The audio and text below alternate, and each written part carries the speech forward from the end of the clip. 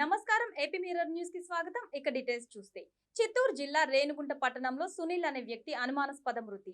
GM street లోని నివసిస్తున్న సునీల్ అనే వ్యక్తి గత రాత్రి పట్టణంలోని జ్యోతినగర్ కు చెందిన పెళ్లైన ఒక బిడ్డ తల్లితో గత 2 సంవత్సరాలుగా సునీల్ సహజీవనం చేస్తున్నాడు. రాత్రి ఫ్యాన్కు ఉరివేసుకొని చనిపోయి ఉన్నాడని చూసిన ప్రియురాలు పోలీసులకు ఫిర్యాదు చేసింది. ప్రియురాలు ఆమె తల్లి కలిసి హత్య చేశారని, శరీరంలో అక్కడక్కడ కత్తిఘాట్లు ఉన్నాయని మృతుడి బంధువులు ఆరోపిస్తున్నారు. మృతదేహాన్ని పోస్టుమార్టం నిమిత్తం తిరుపతిలోని రూయా ఆసుపత్రికి తరలించారు. ఈ ఘటనపై రేణిగుంట పోలీసులు కేసు నమోదు చేసుకొని దర్యాప్తు చేస్తున్నారు.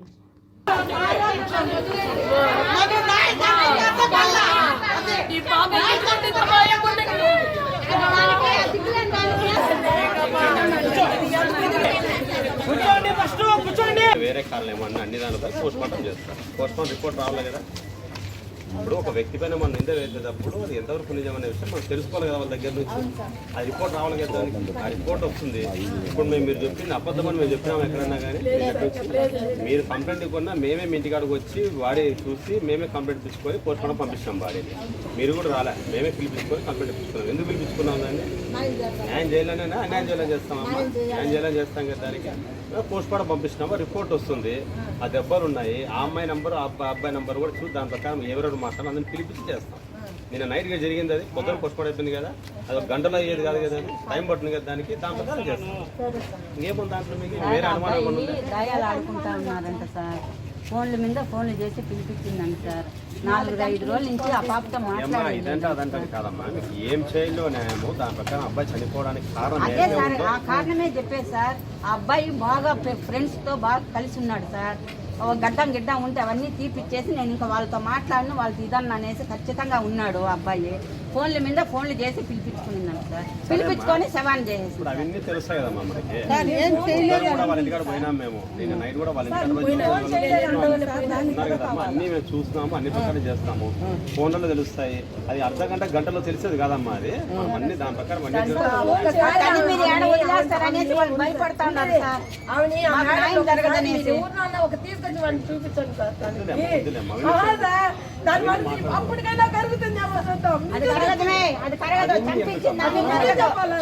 మీరు వచ్చిందని అడిగితే సమానం చెప్తా ఉన్నాను మీకు.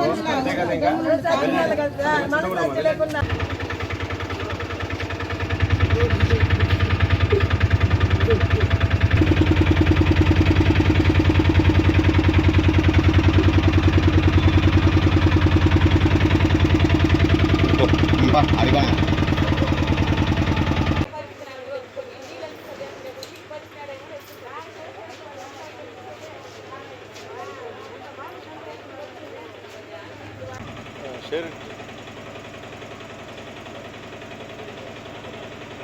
ఇంకా రాలేదు అంటుంది. వాళ్ళ అమ్మ చూస్తే ఏమి రావద్దురా మా ఇళ్ళ కల్లా లంచా కొడక నిన్ను చంపేస్తాం అట్టా ఇట్టా అని చెప్పేసి అని అంటుంది. నాకు మనశ్శాంతి లేదా అంటే అని చెప్పేసి అని అన్నాడు. సరే వాళ్ళతో పోయి మేము మాట్లాడతాం లేరా అని చెప్పేసారంటే అవసరం లేదు, నేనే చిన్నగా మానుకుంటాను, నేను మానుకున్న అమ్మాయి నన్ను వదలతలేదు అని చెప్పేసి ఏదో ఎస్టీ కేసు పెడతామని చెప్పేసి అని బెదిరిస్తున్నారు. ఆల్రెడీగా అమ్మాయికి బాయ్ ఫ్రెండ్ ఉన్నాడు అని చెప్పేసి అని చెప్పిందంట ఈ అబ్బాయి దగ్గర. నిన్నేమైనా చేస్తాము చూడి అని చెప్పేసి అనేసి. సరే ఏమన్నా చేస్తే చేసినావు, నిన్నైతే నేను మోసం చేయను, నేను కావాలంటే పెళ్లి చేసుకుంటానని కూడా చెప్పుంటాడు. కానీ నువ్వు అవసరం లేదు అని చెప్పేసి అని వాళ్ళమ్మ నువ్వు మా ఇంటికి వచ్చి మా అమ్మాయితో మాట్లాడితే నిన్నేదో ఒకటి చేస్తాము, మేము చంపేస్తాము అని చెప్పేసి అని చెప్పింది ఆంటీ అని చెప్పేసి అని చెప్పినాడు. సరే అట్టే నిదానంగా నేను మానుకుంటాను, నాకు అవసరం లేదు అని చెప్పి. సరే ఫోన్లు వస్తానే ఉన్నాయి నాతో మాట్లాడుతూ ఉంటే. ఎందుకురా ఫోన్లు అట్లా వస్తున్నాయి అని చెప్పేసి అని అడిగిన. అంటే ఇట్లే ఇదే విధంగా ఫోన్ చేసి టార్చర్ పెడుతుంది అంటే రా అని చెప్పేసి అని అంటది. పోతే వాళ్ళ అమ్మ ఎట్లా అంటది, ఆ అమ్మాయి కొట్లాడు అలిగేసి వెళ్ళిపోయింది వాళ్ళ అమ్మ మీద. ఇప్పుడు వాళ్ళ అమ్మ ఏమంటది అంటే నీ మీద కంప్లైంట్ ఇస్తాం రా, మా అమ్మాయి ఏమైపోయిందో అని. ఎక్కడికో వెళ్ళిపోయిందంట. ఒక్కరోజే వెళ్ళిపోయింది. ఎక్కడుంది తెలీదు. నీ మీద కంప్లైంట్ ఇస్తామని చెప్పేసి అని నన్ను బెదిరిస్తా ఉంది. వేరే అబ్బాయి ఉన్నాడంట అమ్మాయికి. అని చెప్పేసి అంటే మరి ఎక్కడున్నదిరా అని చెప్పేసి అంటే ఎక్కడుందో తెలీదు, తెలుసుకుంటాను, ఎక్కడున్న అమ్మాయిని తీసుకొచ్చి వాళ్ళకి హ్యాండ్ ఓవర్ చేస్తాను, వాళ్ళు బాగుంటే చాలే అని చెప్పేసి అని చెప్పినాడు. సరే ఇంక అంతటితోనే ఉండరా అని చెప్పేసి ఇట్లా ఫోన్ చేసి పిలిపిస్తుంది. ఏమి ఇంటికి పోతే వాళ్ళ అమ్మ రాకూడదు అని చెప్పేసి అని అంటుంది. దానికి ఏం చేయమంటామంటే 2 రోజులు ఉంటే అన్ని సర్దుకుంటాయి అని చెప్పేసి అని అన్నాడు.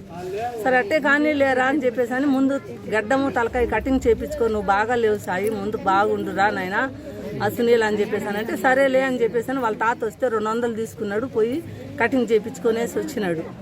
మళ్ళీ సాయంకాలం దాయాలాట ఆడుతూ కూర్చున్నాడు, ఫోన్ మీద ఫోన్లు చేస్తూ ఉంది.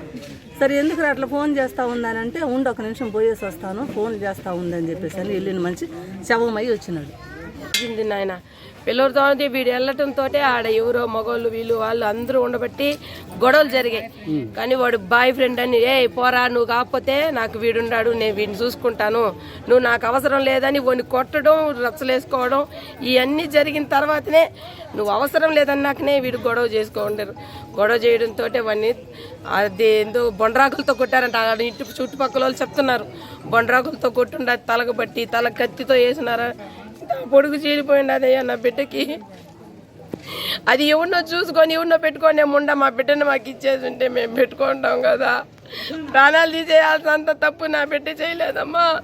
నా బిడ్డ బంగారు కష్టపడింది 33 తీసుకుపోయి దానికి వేసి అప్పులు పాలైపోయినాడమ్మా నా బిడ్డ.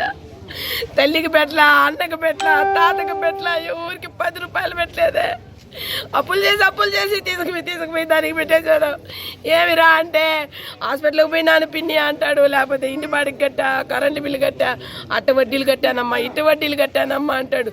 ఇవన్నీ లేదు, తీసుకుపోయి దాని అమ్మని దాన్నే సాకేసినాడు. అది ఏదో చూసుకొని నా బిడ్డని చంపేసిందమ్మా. తల పగలు కొట్టి చంపేయాల్సిన అంత తప్పు నా బిడ్డ ఏం చేశాడు నాయన. మాకు న్యాయం కావాలా. నా బిడ్డకి న్యాయం చేయకపోతే మాత్రం ఒప్పుకోము, లేదా దాన్ని చంపేయండి. దానికి ఇది ఈడికి ఏ గతి పట్టిందో దానికి అదే గతి పట్టించి మాకు న్యాయం చేయమను, లేదంటే దాన్ని మాకు వదిలేయమని చెప్పు. మేమే దాన్ని చంపేస్తాం. దాన్ని చంపేదానికి మేమందరం సిద్ధంగా ఉంటాం. అయితే మా కడుపు మంట మాత్రం ఖచ్చితంగా తగులుతుంది దానికి, అది నాశనానికే. ఇంతేనైనా మాకు న్యాయం చేయమనండి. సీఎం మేడంకి దండం పెడతాను. సీఎం మేడం గారు నా బిడ్డకి న్యాయం చేయమ్మా, నా బిడ్డకి న్యాయం చేయమ్మా. ఏ తప్పు పాపం పుణ్యం ఎరుగని నా బిడ్డని చంపేసినారమ్మా. పోయమ్మో, దీనికి న్యాయం చేస్తే చాలమ్మా. మా అక్కకి మా నా కొడుక్కి న్యాయం చేయండి అమ్మా. అది మొగుడు లేక ఆడ ఈడ పాసి పని చేసి ఆ బిడ్డలు సాకి ఇంత పెద్దలను చేసి ఆ లంచి ముందుకి ఇచ్చేసినామమ్మా మేము. అదొకటి చేసి మాకు న్యాయం చేయండి అయ్యా, చాలు మాకు. చుట్టుపక్కల వాళ్ళని అరవాలి కదా, పలానా అబ్బాయి ఊరేసుకుంటున్నాడు అనేసి అరవాలా లేదా? ఊరేసుకున్న అబ్బాయికి ఈ నుండి వరకు తెగదు కదా, ఏదైనా బండరావులతో కొట్టుంటేనే. అవన్నీ కూడా మీరు కూడా అడగాలి సార్. ఒంటి మీద ఏమైనా గాయాలు అలాంటివి గాయాలు ఉన్నాయి, ఇక్కడ అంతా రెడ్గా అయిపోయింది. అది ఇక్కడ నుండి వరకు బాగా పగిలిపోయింది. అది రక్తం కారుతాను. మీరు కూడా వచ్చి వీడియో తీసుకోండి సార్ ఒకసారి. ఇప్పుడు కూడా ఆ అబ్బాయి అంటే చనిపోయినాడు, ఇంకుండే వాళ్ళన్నా బాగుపడాలి. ఆ అమ్మాయికి మాత్రానికి ఏదో ఒకటి చేస్తేనే, లేదంటే మీరు వదిలేని మేమైనా చేస్తాం. బిడ్డలే వాళ్ళకి మా బిడ్డను ఎట్ట చంపేస్తుందో అమ్మాయి కట్ట ఉరి శిక్ష పడాలి సార్. ఇంకొక అబ్బాయికి ఇలా జరగకూడదు. అంటే వస్తాను సూరి, నీ అంకలే వస్తాను బా సూరి అంటానే ఉన్నాడు, రానే లేడు. మళ్ళీ నేను ఇంటికి పోయాను. మళ్ళీ నాకు 10 నిమిషాల్లో ఫోన్ వచ్చింది, ఇట్ట మీ అన్న ఉరేసుకుంటున్నానని భయపడిస్తున్నాడు, నాకు ఇట అయితే నాకు అవసరం లేదు అని ఆమె బ్లాక్మెయిల్ చేస్తాను మాకంతా. ముందు ఎక్కువసారి మాకు మా ముందే బ్లాక్మెయిల్ చేసింది, నేను చంపేస్తామని. ఏమని చెప్పింది? ఎందుకు చంపేస్తామని బ్లాక్మెయిల్ చేస్తాను. ఎందుకు? ఏ విషయంగా చంపేస్తాను? ఏం విషయంలో తెలియదు, చంపేస్తాం మేము. ఎవరైనా ఉండారని చెప్పిందా వాళ్ళు? ఎవరో ఉన్నారు. ఆ అబ్బాయి నాకు నువ్వు కాబట్టి 10 మంది ఉన్నారు, నాకు నీ అంటూ చూస్తారు అనింది. ఆయన పైకి వచ్చి ఎవరినో పిలిపి అన్నాడు. ఇవన్నీ జరిగినాయి. మా పెద్ద మధ్య చెప్పాను, తెల్లారి నిన్న ఫోన్ చేసి చెప్పినాక ఇవన్నీ జరిగినాయి. హాస్పిటల్కి పోతే పల్స్ ఆగిపోయినాడు. వాళ్ళ అమ్మ చచ్చిపోయి 5 నెలలు అయిపోయింది. వాళ్ళు కష్టంగా ఉండారు వాళ్ళు. వాడు ఏదో తీవ్రం పోస్తా అన్నాడు, సఫారీ ఫోన్ కూడా లేకుండా చేసేసింది. ఇంకా వాడికి ఆమెకి ఎవరు దిక్కు లేదు. సరే. హాస్పిటల్కి తీసుకొని పోకుండా నేరుగా వాళ్ళ అమ్మలకు ఫోన్ చేసి వచ్చి పోలీస్ స్టేషన్లో కూర్చొని నేను చంపలేదని చెప్తాను సార్. కంపల్సరీగా ఆ అమ్మాయే చంపింది. ఆ అమ్మాయి ఎవరినో ఒకరిని తొడకొచ్చి చంపించింది. మాకు ఆ బిడ్డకి న్యాయం, ఆ తల్లికి న్యాయం కావాలి సార్. అంటే నాలుగు బయట వస్తుంది, కన్ను గుడ్లు బయట వస్తాయి సార్. ఇక్కడంతా ఊదిపోయిండా సార్, గోర్లు ఇవన్నీ దిగిపోయిండా సార్. ఇక్కడి నుంచి ఇక్కడ దాకా నెత్తురు గారుతా ఉంది సార్. వాడు ఉరు పోసుకొని ఉంటే కాడ ఇక్కడ పక్కన వాళ్ళకి చెప్పాలి, ఫోన్ చేయాలి, ఏదో ఒకటి చేయాలి కదా. అమ్మాయి చూస్తా ఉంటారా, ఇప్పుడు కొట్లాడుతా ఉంటే పోండయ్యా పోండయ్యా అని చెప్తాం కదా మనము. అంటే అమ్మాయి చేయాలి కదా, అట్టా చేయకుండా చూస్తా ఉండింది చచ్చిపోతే. ఏం సార్, అది కావాలన్నా చేసింది సార్. ఫోన్ చేసి పిలిపించి చంపించింది సార్. గుంటూరు విజయవాడ జాతీయ రహదారుల మీదుగా స్వస్థలాలకు సైకిల్ పైన కాలినడకన వెళ్తున్న వలస కూలీలకు ఎండలు మండిపోతున్న తరుణంలో టోపీలు పంపిణీ చేసిన తెలుగు యువత గుంటూరు జిల్లా ప్రధాన కార్యదర్శి రావిపాటి సాయికృష్ణ.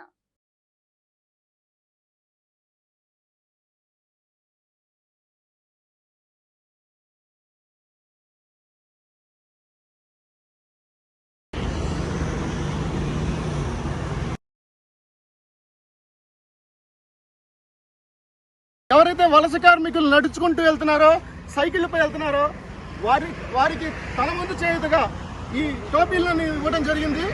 ఏదైతే వాళ్ళు పాపం ఉత్తరప్రదేశ్ నుంచి ఒరిస్సాకి అట్లా వెళ్తున్న పక్షంలో, చెన్నై నుంచి ఒరిస్సాకి, కన్యాకుమారి నుంచి ఉత్తరప్రదేశ్కి నడుచుకుంటూ ఇలా వెళ్తున్న పక్షంలో వారికి ఈ టోపీలని మేము జయదేవ్ గాల్లా గారి సౌజన్యంతో ఇవ్వడం జరుగుతూ ఉంది. జార్ఖండ్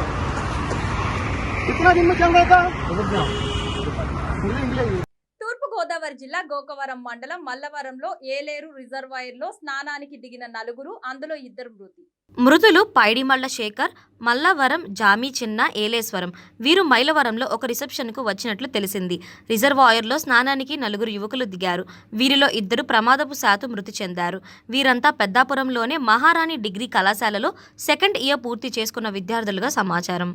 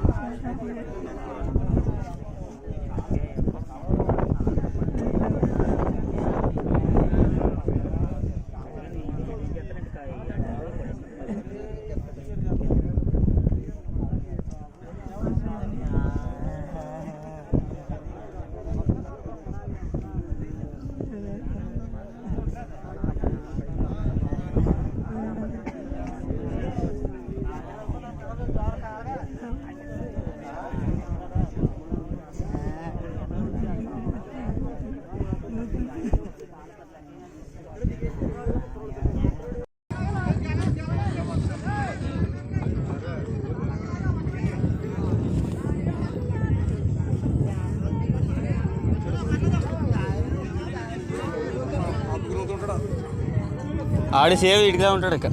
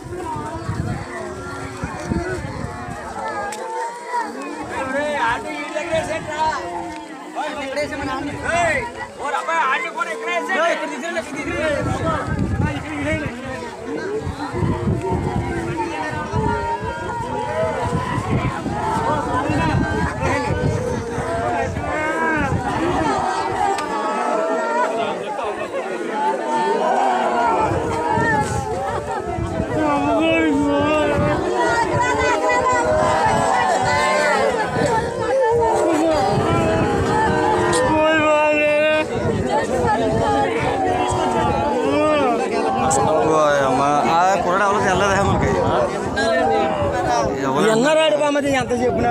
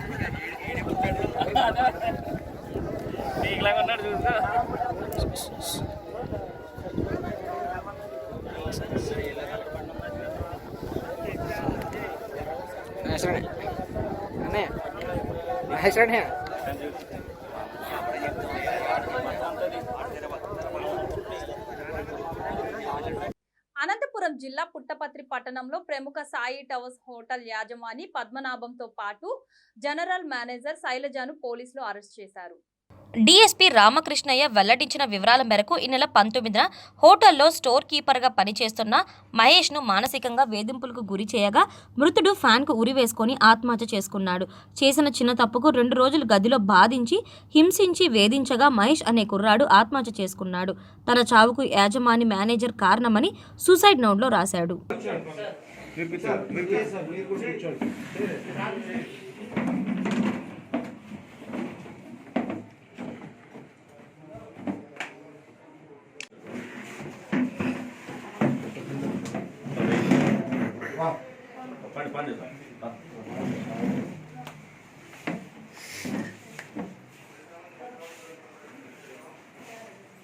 నమస్కారము.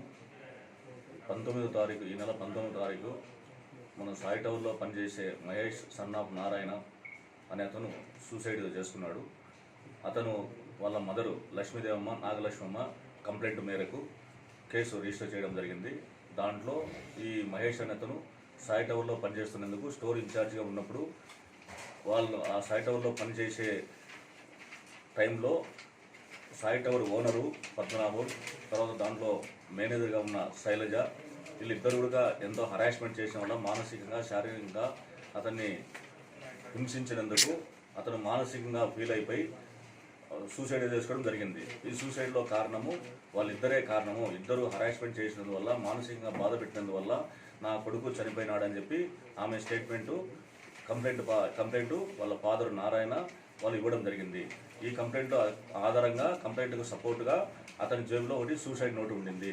నాకు నా చావుకు కారణము అలాంటి పద్మనాభం తర్వాత మరియు శైలజ ఇద్దరుగా నన్ను బాధపెట్టి చాలా హింసించినందుకు నేను చనిపోతున్నాను అని చెప్పి ఈ చావుకు కారణము సాయి టవర్ పద్మనాభం, ఓనర్ పద్మనాభం, తర్వాత మేనేజర్ శైలజ అని చెప్పినందువలన ఈరోజు వాళ్ళిద్దరిని ఆ కేసులో అభియోగం ఉన్నందుకు వాళ్ళిద్దరిని అరెస్ట్ చేసి విచారించి కోర్టులో హాజరు పెట్టడం జరుగుతుంది ఈరోజు. సెక్షన్ వాళ్ళకు 306 అని చెప్పి 306 సెక్షన్. ఈ నెల 25వ తేదీ నుండి కరోనా వైరస్ పై ఇంటింట సర్వే ద్వారా ప్రజల్లో విస్తృత అవగాహన కలిగించేందుకు చర్యలు తీసుకోవడం జరుగుతుందని ప్రభుత్వ ప్రధాన కార్యదర్శి నీలం సాహ్ని వెల్లడించారు. కరోనా వైరస్ నియంత్రణ చర్యపై విజయవాడ సీఎస్ క్యాంప్ కార్యాలయం నుండి ప్రభుత్వ ప్రధాన కార్యదర్శి నీలం సాహిని జిల్లా కలెక్టర్లతో వీడియో సమావేశం నిర్వహించారు.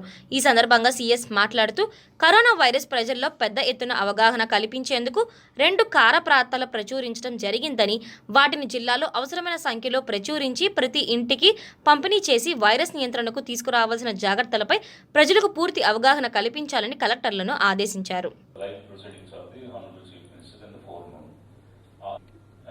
Up to 5 o'clock. We have requested the district in charge in your district and make them to chair the meeting. You can come, otherwise they are not able to come also, not an issue, but it's only a formal invitation that you can tell them. The GO, first day is Brahma, Sachivalayams and welfare activities. So the collector also can issue proceedings and you can appoint one person as a coordinating person who will compile and make a presentation in the beginning. So the structure of the program is like after welcoming, then the person who is in charge for the theme. Say for example, agriculture and allied activities, maybe joint director can do that.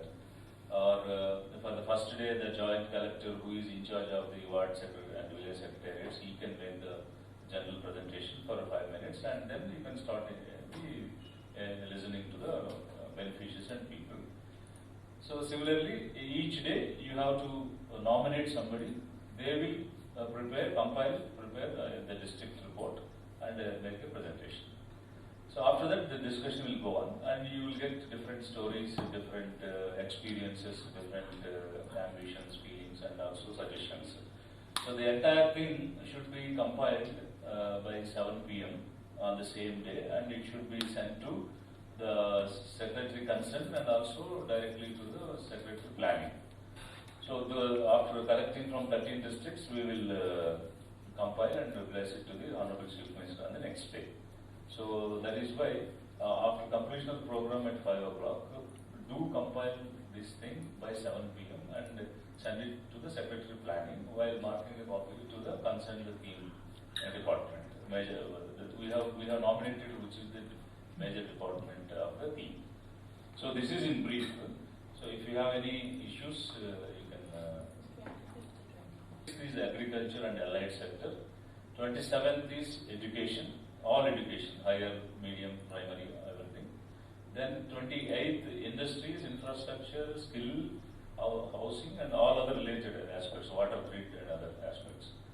Then 29th is health. So that health will discuss elaborately along with our COVID norms and other issues. So then 30th is inauguration of RBKs by the Honorable Chief Minister. So that program, minute to minute, you will get from the Special CS Agriculture 30th program. But 25th to 29th, this is in brief. If you have any doubts, you can tell. And the theme of the program is Mana Palana Mi Suchana. So that is the theme, Mana Palana Mi Suchana. The backdrops also we are preparing. I will share the backdrop so that the same kind of backdrop you can use, and we'll keep some space for the district to put their map and name. So there you can put your district and map and your name. So remaining things, general look and feel will be the same, but district specific whatever we want to write, we will provide the space on the background. I hope everybody has seen this Geo 153 dated 21st May 2020. The idea is how to move forward, having focused on several initiatives of the government, and it's not so much of a celebration as a introspection as to how the schemes have got implemented, how the user has looked at it, how as an official you see what more has to be done, and experts giving inputs, and policy makers deciding the policy. So, I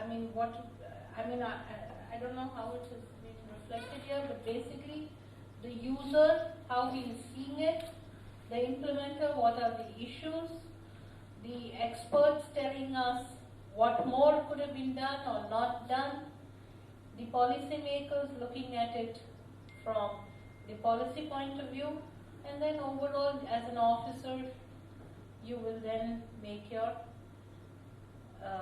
give your recommendations.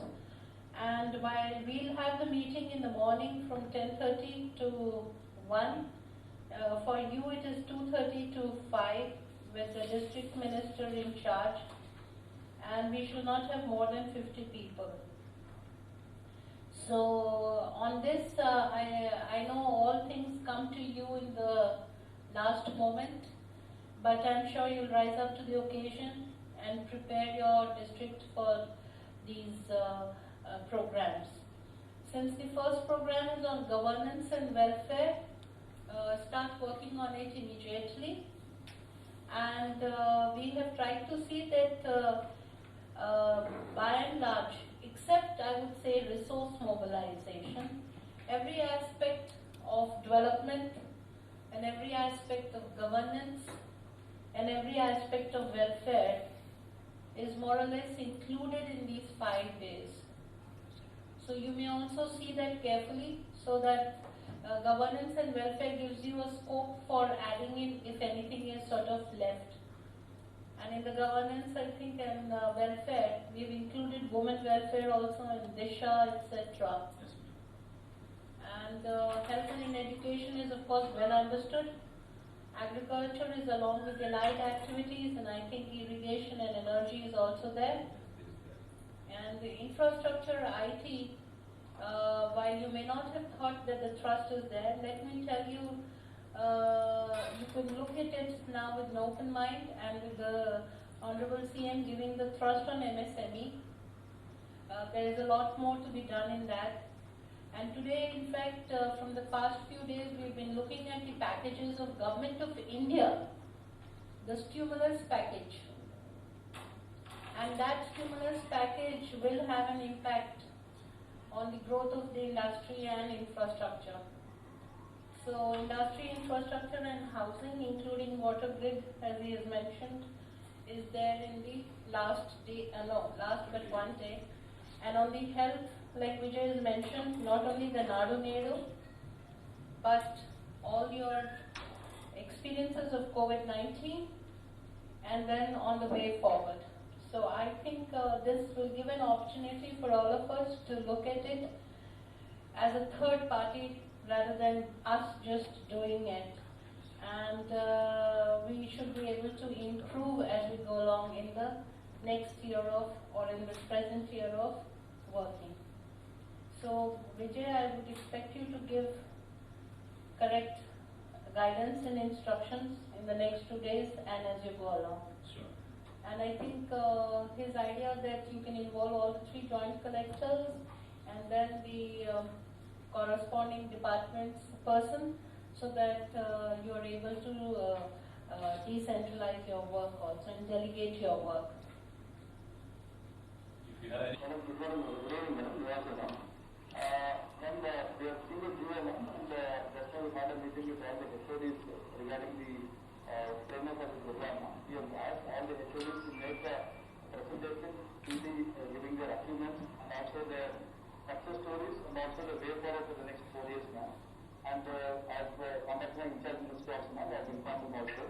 And every day as per the framework now, we will inform and we will call the experts also and some of the volunteers and some of the representative employees also and the benefits also now.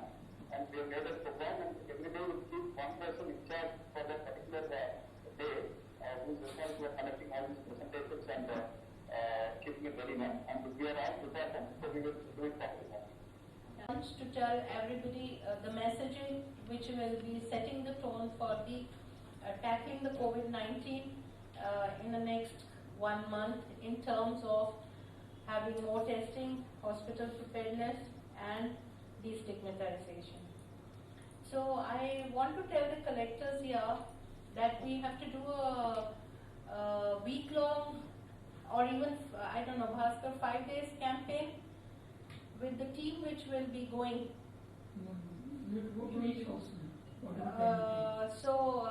I'll just tell very briefly. What we are expecting is that the teams which went for the surveillance and the fever surveillance house to house, the same team with supervision built in by the district collectors, please note, must go house to house and create an awareness. And for creating this awareness, we have made two pamphlets which are more like in the form of a poster, and we want to go through those 2 pamphlets now with all of you. I'll request Acharya Shrikant, of course, it's a joint effort made by all the health and medical department in coming out with these 2 pamphlets. There may be a few repetitions though, I may say. So we go through these 2 pamphlets and I request, we've converted it in the form of a PPT. I want the attention of all the collectors on this, because the idea is that the IEC will be given, not this one, this one.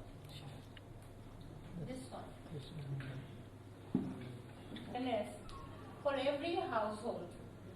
I hope that these teams consisting of the ANM, the ASHA, the volunteer and Anganwadi workers, if you have involved them, and with the supervisory structure which you will for your district decide, this awareness campaign is carried out while you're busy again. Maybe you will be engaged a little while in the next week in these programs, and therefore we were very keen to roll it out today, because you need to train your medical officers as well as your ANM ASHA to go through this pamphlet house to house. If you do not train them, again the awareness will not be done properly. So let's go through these 2 pamphlets. Just 1 minute while we are getting the PPT. The movement of people and economic activity will start. Our earlier concept of physically detaining people and keeping large number of new methods. The new method is that as large volumes of people will be coming in, so we need to use a strategy of selectively only quarantining people and sending most of the people to the concept of home quarantine. This has to be done to basically destigmatize the entire COVID, that it is a person is COVID positive, he need not appeal us to this strategy. So we need to make tests accessible to everybody. First we need to tell people that it's not a stigma that somebody turns positive. So it has to be destigmatized. That will happen only with awareness to do. And cases which require clinical help will be sent to COVID care center, and cases which require really clinical management will go into a hospital system. That's how home quarantine is done. What are the do's, what are the don'ts? That they will interact with the people and then they will hand over these pamphlets. We are putting these pamphlets, all the DMHOs will get the soft copies in a printable format. These can be printed in sufficient numbers, and when the teams visit each house, both these pamphlets can be given to the people. But when giving pamphlets, please ensure that these pamphlets don't become a source of infection. Let these pamphlets themselves be disinfected before giving to the householders. I am repeating, at the cost of repeating, let these pamphlets don't become a source of infection. So these may be totally disinfected, and people who are distributing, let them do the hand hygiene properly, hand sanitization properly, and let the pamphlets also be properly sanitized before giving to each individual.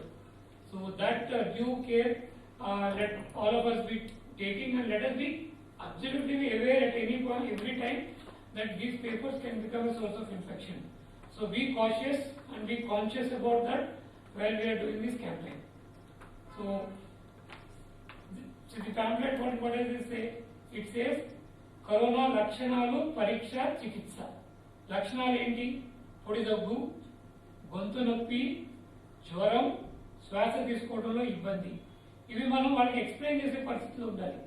పొడి దగ్గు అంటే ఏంటి, గొంతు నొప్పి అంటే ఏంటి, జ్వరం ఎవరికైనా అర్థమవుతుంది, శ్వాస తీసుకోవడంలో ఇబ్బంది. This also we will need to explain to them. ఈ లక్షణాలు ఉంటే ఏం చేయాలి? స్వల్పంగా మైల్డ్గా ఉంటే 14 days ఉంటూ దగ్గరలో ఉన్న ప్రభుత్వ ఆరోగ్య కేంద్రానికి, ఆసుపత్రికి సమాచారం ఇవ్వాలి. తీవ్రంగా ఉంటే సమీప ప్రభుత్వ ఆరోగ్య కేంద్రం లేదా జిల్లా ఆసుపత్రిని తప్పనిసరిగా సందర్శించాలి. లక్షణాలు స్వల్పంగా ఉన్నా ఇప్పటికే ఈ కోమార్బిడిటీస్ ఉంటే వాళ్ళు వెంటనే డాక్టర్ గారిని సంప్రదించాలి. That means people with mild symptoms but who have comorbidities are clinically considered as moderate. That is one step below. People who have moderate symptoms, but if they are aged and if they have comorbidities, they are considered as highly susceptible. So they come into the highest category of problem. So I will explain here. We should be able to explain. And then anybody requires medical help, they can call 104. 14410 telemedicine also you can use. Next, ఎవరు పరీక్ష చేయించుకోవాలి? Who need to get tested? Corona లక్షణాలు ఉన్నవారు, positive అని తేలిన వారితో కలిసి తిరిగిన వారు, కరోనా బాధితులకు చికిత్స చేస్తున్న వారు, విదేశాలు కరోనా ఎక్కువగా విస్తరించిన ప్రాంతాల నుంచి వచ్చిన వారు. నెక్స్ట్, పరీక్షల కోసం ఎక్కడ నివేదించాలి? ఆరోగ్య కేంద్రం, ఏఎన్ఎం, ఆశా కార్యకర్తలు చెప్పొచ్చు. సూర్యాపేట జిల్లా హుజూర్ నగర్ గడ్డిరెడ్డి ఫంక్షన్ హాల్ సమీపంలో వరి కొయ్యలకు నిప్పు పెట్టిన గుర్తు తెలియని వ్యక్తులు. పంట పొలాల్లో చెలరేగిన మంటలు, ఆ మంటలకు కాలిపోయిన వ్యవసాయ బోరు, బావి మోటార్లు. మంటలు చల్లార్పుతున్న రైతులు, మహిళలు తీవ్ర ఆందోళనకు గురై పంట నష్టపోయిన రైతులు బోరున విలపించారు.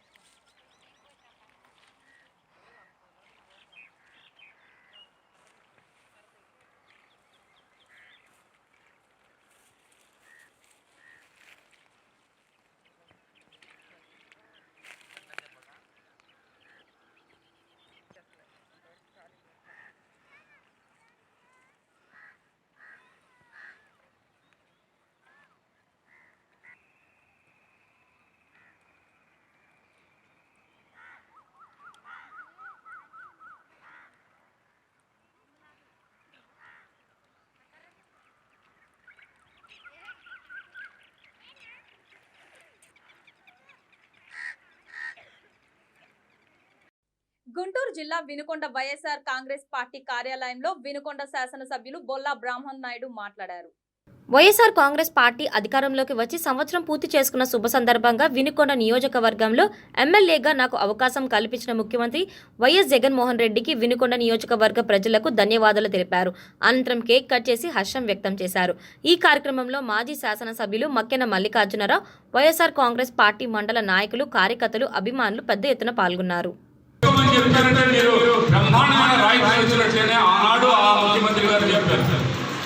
ఈనాడు ఈ ముఖ్యమంత్రి గారు ఏమీ చెప్పాలి, కానీ చెప్పకుండానే ఆనాడు ఆయన చెప్పిన అన్ని బిల్లులు చేస్తూ మళ్ళా ఏనాడు వాళ్ళందరం కూడా అన్ని అవకాశాలు కల్పిస్తూ మరి ఒకవైపు పేదవాళ్ళందరికీ పని కల్పించాలనే అభిప్రాయంతో ఏ ఇండస్ట్రీస్ తీసుకోవాలి అలాంటి తరుణంలో అందరికీ అవకాశాలు అన్ని ఇండస్ట్రీలు మరి పూర్తి స్థాయిలో రన్నింగ్లోకి రావాలని వాటి కూడా అవకాశాలు కల్పిస్తూ మరి పేదవాళ్ళకి తిరగడానికి ఇళ్ళ స్థలాలు ముఖ్యంగా అది సామాన్యమైన ఎప్పుడో 70లోనో 72లోనో ఇచ్చారు. 70లోనో 72లోనో గవర్నమెంట్ కాలనీలను ఇచ్చారు.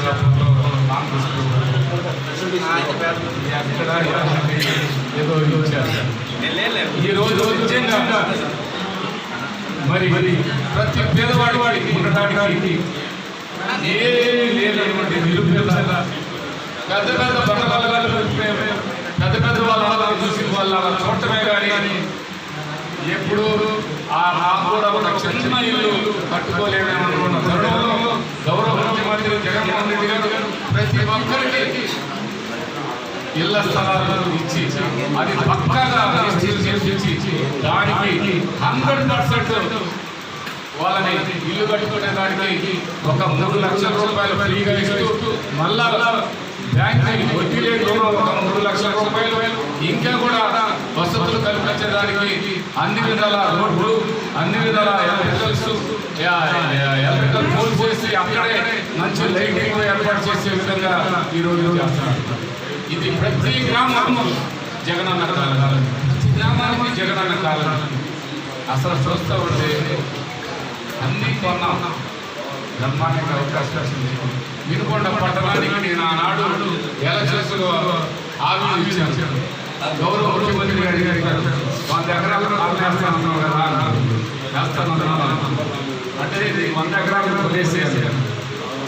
100 ఎకరాలు ఒకే ప్లాట్ ఈ ఊరు వినుకొండ 4 వైపు 100 ఎకరాలు ఎక్కడ అవకాశం 5 ఎకరాలు అన్నవాడు, 3 ఎకరాలు అన్నవాళ్ళు, 2 ఎకరాలు అన్నవాడు, 50 లక్షలు, 60 లక్షలు, ఆ విధంగా చూస్తున్న తరుణంలో నాకు కొందరు ప్రతిపక్షాలు కూడా నన్ను విమర్శన చేశారు.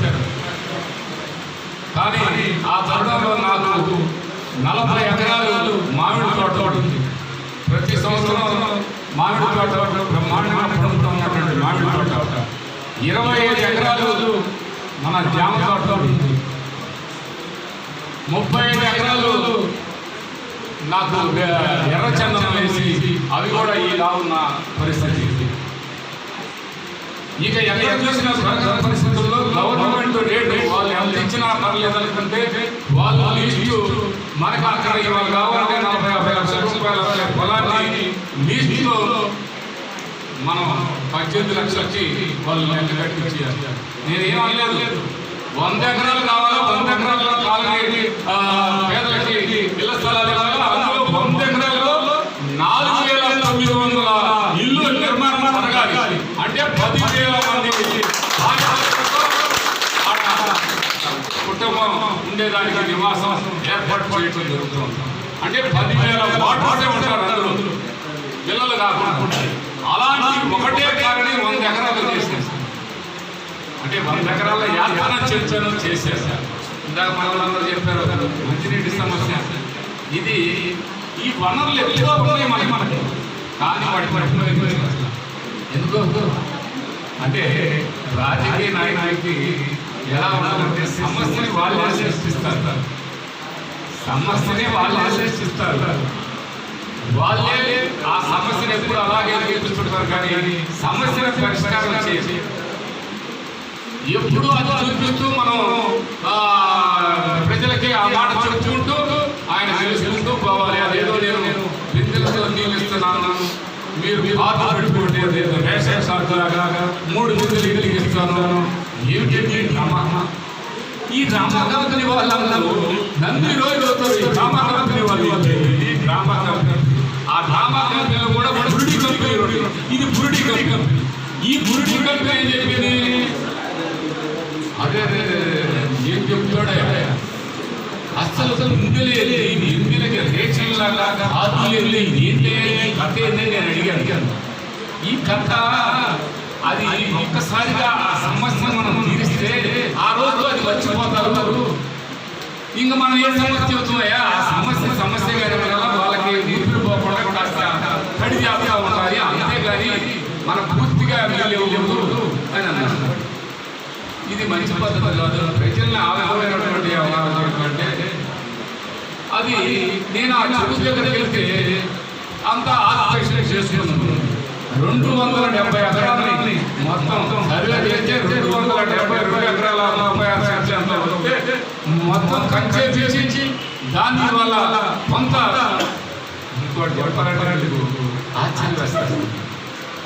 ఇది వాస్తవాలు మీరు కూడా దగ్గరగా చూడాలి. పత్రికల వారు కూడా దగ్గరగా వాళ్ళ అంతరాన్ని ఒకసారి పరిశ్రమ చేసుకున్నారు. ప్రజలు ఎలా చేసుకున్నారు పత్రికల వారు కూడా తెలుసు. అది ఎలాగంటే ఇవాళ బ్రహ్మనాయుడు గారు ఈ సమస్యని పరిష్కారం చేసేదనే దాంట్లో చిత్తశుద్ధితో మనం అనుకున్నది అనుకున్నట్టుగా చెప్పినట్టుగా చెప్పిన మాట మనం నెరవేర్చుకోవాలి. ప్రజల అవసరాన్ని అన్ని విధాలా మనం తీర్చాలి, ప్రజల దాహాన్ని తీర్చాలనే ఒక సంకల్పంతో నేను వాళ్ళు ఉన్నారు, వాళ్ళు ఏం సంకల్పంతో ఉన్నారు, ప్రతి సంవత్సరం ఇది చూపించి మనం లబ్ధి పొందాలని వాళ్ళు ఉన్నారు. ప్రజలు చూస్తూ ఉన్నారు. ఒకసారి అవకాశం ఇచ్చారు, ఓకే, 2 సార్లు అవకాశం ఇచ్చారు, ఎక్కడ కూడా మార్పు కనిపించాల. ఇది ఏదో ప్రజలు తెలుసుకోలేరనుకుని వారు ప్రజలు క్షుణ్ణంగా అవగాహన చేసుకోగలిగారు, అన్ని విధాలా తెలుసుకోగలిగారు. అది చూసి నేను కూడా వాళ్ళు అలా చెప్తూ ఉన్నారు. ఇది ఈ అవకాశం ఇంత వనరుల నుండి ఎందుకు ఆలోచించారని చెప్పి నేను అయితే నేను తెలిసిన ముందు గెలిచిన తర్వాత గెలవక ముందు కూడా నేను ఆ చెరువు కాడికి దాదాపు 100 సార్లు వెళ్తాను. కానీ 10 సంవత్సరాలు ఎమ్మెల్యేగా చేసినటువంటి ఆ పెద్ద మనిషి 10 సంవత్సరాలు 10 సార్లన్నా అక్కడికి వెళ్ళిన పరిస్థితి లేదు. లాస్ట్ ఇయర్ కాక బిఫోర్ లాస్ట్ ఇయర్లో ఇక్కడ జూనియర్ కాలేజీలో గుంటలు తవ్వి నీళ్లు పైకెక్కిస్తూ ఆ కార్యక్రమం ముందు ఏం జరిగింది, చెరువులో నీళ్లు ఉన్నాయనుకున్నాడు ఈయన ఎప్పుడు చెరువు కలిపోలేదు. అప్పుడున్న కమిటీ ఎప్పుడు చెరువు కలిపోలేదు. బురద నీళ్లు వస్తున్నాయని తెలిస్తే అసలు బురద ఉంది కానీ నీళ్లు లేవు. అప్పుడు హడావుడిగా వచ్చి జూనియర్ కాలేజీలో గుంట దీపించి హడావుడిగా దేశం మీద ట్యాంకులు పెట్టి మురికి వాటర్ మరి డీప్ కట్లు మేము కూడా మా పాల ట్యాంకులు పెట్టి పోతా ఉన్నాం. డీప్ కట్ కడిగి పోగానే డీప్ కట్లో శవం ఉంది. ఆ శవం వాసిపోయింది. మా డ్రైవర్ ఫోన్ చేశాడు, ఏదైనా ఏం సార్ ఇలా ఉంది, మరి ఆయనకి సాయంత్రం మనం పాలు తీసుకెళ్ళాలి, ఈ ట్యాంకర్ ఎలా చేయాలంటే అలాంటి బండి ఎలా చేసిన కాదు నీళ్ళు వచ్చే రాయి. ఆ తర్వాత మేమందరం వెళ్ళి ఆ నైట్లో అది చూస్తే ఆ శవం అక్కడ లేదు, వాసిపోయింది, ఎండిపోయిందో. ఈ ట్యాంకర్ తిరుగుతూనే ఉంది. అలాంటి పరిస్థితి, అలాంటి సంవత్సరంతో అలా లాభం గడుపుకున్నాడు. 10 సంవత్సరాలు ఎమ్మెల్యేగా చేసి 10 సార్లు వెళ్ళకపోతే నేను ప్రతిపక్షంలో ఉండి వచ్చిన 1 సంవత్సరంలోనే చెప్పాను కదా, ఎప్పటికప్పుడు ఆ చెరువు చూస్తూ దీన్ని ఎలా చేయాలని ఒక ఆలోచన చేసి దాన్ని పూర్తి స్థాయిలో అక్కడ ఉన్నటువంటి చెరువులు ఏం చేశారో తెలుసా? ఎలా ఉంటాయండి, నుంచి మనం నీళ్లు చెరువులు పెట్టుకుంటున్నాం, మనకి అవసరాలు తీర్చుకుంటున్నాం. మనం పూర్వం ఏం జరిగిందంటే ప్రతి ఊర్లో కూడా ఊర చెరువు, ఊరి చెరువు కాదు, ఊర చెరువు. ఆ ఊర చెరువు అంటే అది ఊరే చెరువు అంటే మనకి బాయిలు తోకుంటారు, బాయిలకి ఓట వస్తుంది. ఆ చెరువు పైభాగానికి మన పశువులు, మన పశు సంపద మనకు ఉండేది కదా, బర్రెలు, ఆవులు, ఎద్దులు, దొంగలు ఇవన్నీ అందులో నీళ్లు తాగుతూ ఆ కార్యక్రమం జరుగుతుంది. మళ్ళీ గ్రామాల్లో ఆ చెరువుల ద్వారా నీళ్ళు వస్తుంటే నీళ్ళని సప్లై చేసేవాళ్ళం. వాళ్ళ కరువు వచ్చిందని చెప్పుకుంటారు. ఆనాడు కరువు లేదు. ఆనాడు ఈ సింగర చెరువులు ఆనాడు కూడా ఉన్నాయి. పైభాగాన చెరువు ఉంటే కింద భాగాన నీళ్ళు వస్తాయని. కింద భాగాన గ్రౌండ్ వాటర్ ఉంటుంది. మనకి అప్పుడు బోర్లు కూడా లేవు, ఉంది బాయిలు, మన బాయిలు. అలాంటి పరిస్థితుల్లో ఆ సంస్కృతి పోయి ఇప్పుడు ఈ సింగర చెరువులో కూడా చేపలు వేస్తున్నారు ప్రభుత్వం. చేపల చెరువులు చేశారు. దాన్ని ఒక చెరువు ఉంది, ఒక చెరువు చేపలకి అద్దెకిచ్చారు 2 లక్షలకి. ఆ చేపల చెరువులు సంస్కృతి ఉండబట్టే ఈరోజు ఈ నీళ్ల కరువు రావడం జరిగిందని కూడా ఈ సందర్భంగా మీ అందరికీ తెలియజేస్తున్నాం. ఆ చేపల సంస్కృతికి మన వినుకొండ మున్సిపాలిటీ పట్టణం దాదాపుగా పూర్తి స్థాయిలో ప్రజలందరూ కూడా తాగునీరు కోసం అల్లలాడిపోయారనే పరిస్థితి. చేపలకు చెరువులు ఇవ్వమని కాదు, చేపల కోసం కాదు చెరువులు తవ్వింది. చెరువులు తవ్వింది తాగునీరు కోసం, సాగునీరు కోసం. 3rd ప్లేస్ చేపలు అనేది చట్టాల్లో కూడా. ఫస్ట్ ప్లేసు మంచినీరు తాగడానికి తాగునీరు, 2వ ప్లేసు సాగునీరు. మన గ్రామాల్లో ఉన్న చెరువులన్నీ కూడా 3వ ప్లేసు ఆ చేపలు. అది ఏదన్నా ఉంటే వేసుకోమన్నారు. కానీ ఈ మంచినీళ్ళు లేవు, మంచినీళ్ళు ట్యాంకులు లేవు, వ్యవసాయానికి లేదు అని చెప్పరా ప్రభుత్వాలు. ఇదండి మన సాంప్రదాయం, మన సంస్కృతి ఏంది. ఇప్పుడు ఏం జరుగుతుంది? ఎందుకు నీళ్లు మన గ్రామాల్లో నీళ్లు, బోర్లు, గ్రౌండ్ వాటర్ లెవెల్స్ పడిపోతున్నాయి. నీళ్లు మొన్న మొత్తం నింపాం. రేపు నెలలో మొత్తం చెరువులన్నీ నీళ్ళు పెడతారు చేపలు పట్టుకోవడానికి. గ్రౌండ్ వాటర్ నీళ్ళు పడిపోతుంది. ఇది అసలు సంస్కృతి, అసలు సమస్య ఇక్కడ వచ్చింది. ఈ సమస్య సింగర చెరువు సమస్య. ఆ సమస్యనే మనం పరిష్కారం చేసినాం. ఒక్క గంట కూడా ఒక్క చేప కొడటానికి లేదు, ఒక్క నీరు కొడటానికి లేదు. ఇది తగలబడరా నీళ్ళు అని అన్నాం. అదే డెసిషన్, డబ్బు కాదు. ఇక్కడ డెసిషన్ తీసుకున్నాం. గ్రామానికి, పట్టణ ప్రజలకి తాగునీరు సమస్యను పరిష్కారం చేయాలని మనస్ఫూర్తిగా చిత్తశుద్ధితో అనుకున్నాం. కాబట్టి పూర్తి స్థాయిలో 2 పూటల నీళ్ళు ఇచ్చే కార్యక్రమం ఈ సంవత్సరం ఈ రోజు కల్లా 2 పూటల నీళ్ళు ఇచ్చే కార్యక్రమం తీసుకుంటారని ఈ సందర్భంగా మీ అందరికీ మన వైఎస్ఆర్ ప్రభుత్వం సంవత్సరమైన సందర్భంగా మీ అందరికీ ఈ అవకాశం కల్పిస్తాం. వినుకొండ మున్సిపాలిటీకి మంచినీటి సమస్య రాదు, ఇక ఉండదు అని కూడా మీకు గట్టిగా చెప్తాను.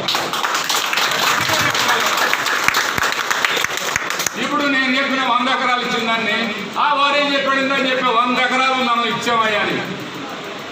40 ఎకరాలు మామిడి తోట, 25 ఎకరాలు జామ తోట, 30 ఎకరాలు దాదాపుగా ఎర్రచందనం. అన్ని అడ్డగోలుగా కొట్టించారు. ఇక్కడ రాష్ట్రంలో ఇక్కడ అందరూ వచ్చి కొట్టిన వాళ్ళు కూడా. ఇవాళ మీకు ఆ మాట మాట్లాడుతున్నా మాజీ శాసనసభ్యుడు మాట్లాడతాడు. అబ్బా మళ్ళీ తీసుకున్నాడండి. ఆయన ఇట్లా కొనడు, అట్లా అమ్మాడండి. ఇట్లా 5-6 లక్షలు కొనడు, ఇట్లా 5-6 లక్షలు. తమరు ఇప్పుడు 4 కిలోమీటర్లు ఉందని చెప్పావు. నీది 6-7 ఉంది. నీ గెస్ట్ హౌస్ కాడా నీకు 30-40 ఉంది. నీకు 25-30 ఇస్తా, ఇవ్వు. నీదివ్వు గవర్నమెంట్కి, నేను ఇస్తా డబ్బులు. నీకు ఎప్పుడన్నా మీ జన్మలో 1 సెంటు ఒక్క పేదవాడికి ఇచ్చారా ఈ ప్రభుత్వంలో? నువ్వు ఏడాది ఇచ్చావా? నువ్వు ఏడన్నా ఒక కాలనీకి అవకాశం కల్పించావా? ఏం లేదు. మాట్లాడటానికి కూడా కొన్ని పరిమితిగా మాట్లాడాలి. కొన్ని విషయాల్లో మనం తాగునీరు సమస్య నేను చెప్పాలంటే బాధండి. అది సమయం వచ్చినప్పుడు చెబితే ఇంకా చాలా ఉన్నాయి. ఈ మంచినీళ్ళ కోసం, తాగునీరు కోసం ఎలాంటి తెలుగుదేశం ప్రభుత్వంలో ఎన్ని అవకాశాలను చేసేస్తారంటే వాళ్ళ ఓట్ల రాజకీయం కోసం, వాళ్ళ రాజకీయ స్వార్థం కోసం ఈ వినుకొండ నియోజకవర్గాన్ని పూర్తి స్థాయిలో సమస్యలను తయారు చేశారు. వాళ్ళే సమస్యలు తయారు చేసి ఆ సమస్యలు తీరుస్తాం మేము అని చెప్పి అట్లా చెప్తూ పబ్బం గడుపుకున్నటువంటి పెద్ద మనుషులకి పెద్ద బుద్ధి చెప్పారు. 1 సంవత్సరం క్రితం పెద్ద స్థాయిలో చూసుకోవాలని ఈ సందర్భంలో తెలియపరుస్తున్నాను. నేను ఎందుకు చెబుతానంటే మనం అందరం కూడా నేను ఒక్కటే చెప్తున్నా, అనేక మాఫియాలు జరిగినాయి. ఆ మాఫియాలన్నీ ఏ విధంగా రేషన్ కూడా మాఫియా జరిగింది. అవన్నీ చెప్పలేని పరిస్థితి. అలాంటి వాటన్నిటి కూడా చెట్టు కట్టే ప్రయత్నం చేశాం. కంపల్సరిగా సక్సెస్ అయ్యాం. అక్కడక్కడ జరుగుతుంది అని చెబుతున్నారు. రేషన్ దొరికితే వాళ్ళ మట్టికి వాళ్ళ జీవితం మొత్తం జైల్లో కూర్చునే విధంగా ఏర్పాటు చేస్తామని కూడా ఈ సందర్భంగా అన్ని విధాల పేదవాళ్ళ నోటు కాడికి వచ్చినటువంటి రేషన్ ని ఎవరైతే దానికి సపోర్ట్ చేస్తున్నారో, దాన్ని ఏ విధంగా అయితే అక్రమ రవాణా చేయాలని కుటిలమైనటువంటి బుద్ధి ఉందో ఆ బుద్ధిలో ఏ పార్టీ అనేది లేదు, ఏ కులం అనేది లేదు, ఏ మతం అనేది లేదు. సొంత అన్నైనా తమ్ముడైనా ఎవరికైనా సరే తగిన విధంగా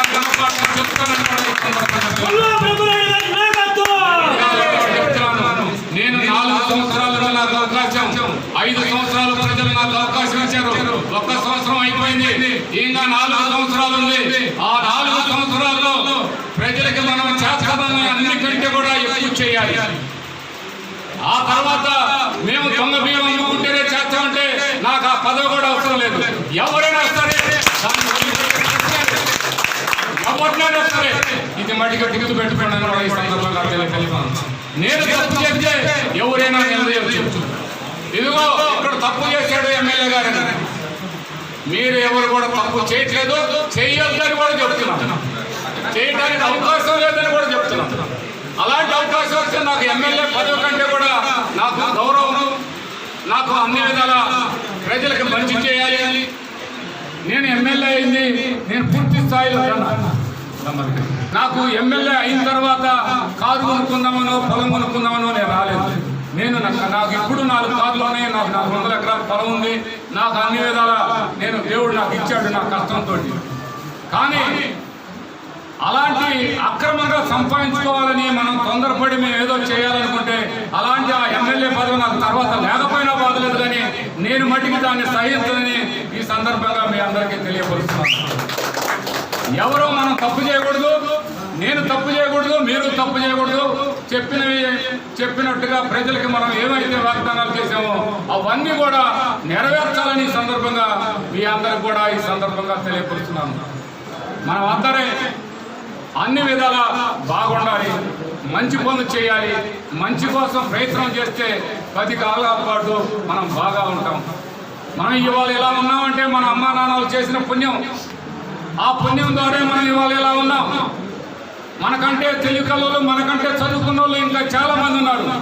మనం ఇవాళ ఎలా ఉన్నామంటే ఆ దేవుడు ఆశీస్సులు మనకిచ్చాడంటే మన అమ్మా నాన్న చేసుకున్నటువంటి పుణ్యమని కూడా ఈ సందర్భంగా తెలియపరుస్తున్నాను.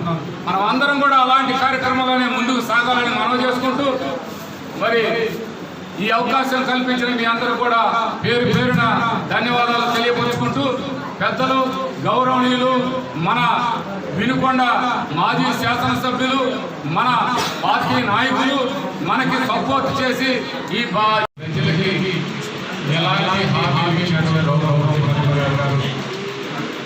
ఆ హామీలు కూడా ఎలా నెరవేర్చగలిగారు అని మనం అందరం ఒకసారి మనసు పెట్టి ఆలోచన చేసి మనకి అర్థమయ్యేది.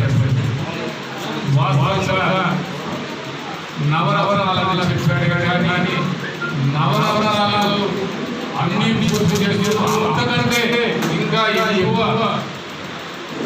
మంచి మంచి కార్యక్రమాలు కూడా చేయడం ఈరోజు ప్రజలందరూ కూడా గౌరవ ముఖ్యమంత్రి గారి పట్ల చాలా సంతోషాన్ని వ్యక్తం చేస్తున్నారు. ప్రతి ఒక్కరు కూడా బ్రహ్మాండమైనటువంటి పాలన ఇచ్చిన బ్రహ్మాండమైనటువంటి గౌరవ ముఖ్యమంత్రి జగన్మోహన్ రెడ్డి గారికి మనస్ఫూర్తిగా ఆయనకి అన్ని విధాల మేము అందరం అండగా ఉంటాం.